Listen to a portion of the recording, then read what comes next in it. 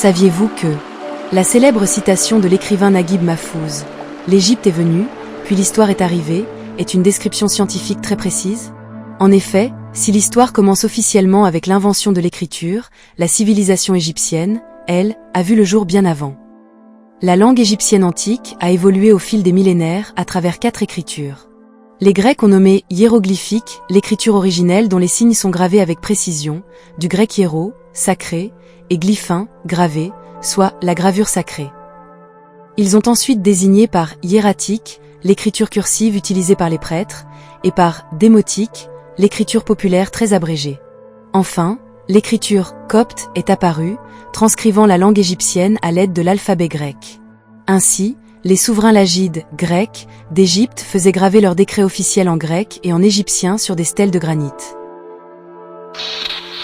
Pour honorer le respect profond des Égyptiens envers leur clergé, ces décisions étaient rédigées en hiéroglyphes et en démotique, puis érigées dans tous les temples du pays. La plus célèbre de ces stèles est la pierre de Rosette, datant du règne de Ptolémée V.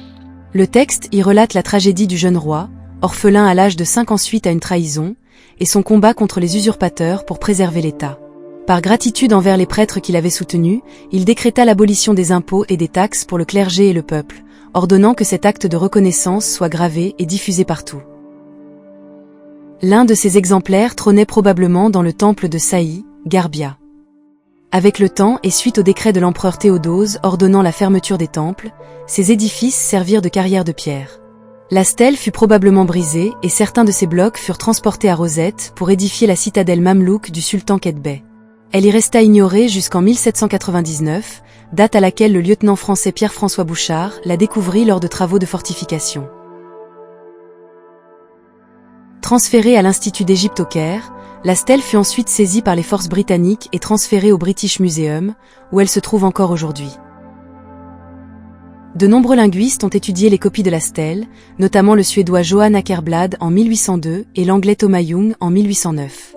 Ces derniers ont conclu que les signes possédaient une valeur phonétique et que les noms royaux étaient inscrits à l'intérieur de cartouches.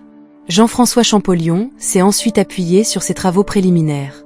Grâce à sa maîtrise de 9 langues, dont le copte, qui a préservé la phonétique de l'égyptien ancien à l'aide de l'alphabet grec, il a comparé le texte grec à sa traduction copte.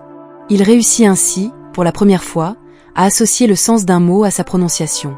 Champollion comprit qu'un signe égyptien pouvait être soit un idéogramme, le dessin d'une maison pour le mot père, soit un phonogramme représentant les sons P et R.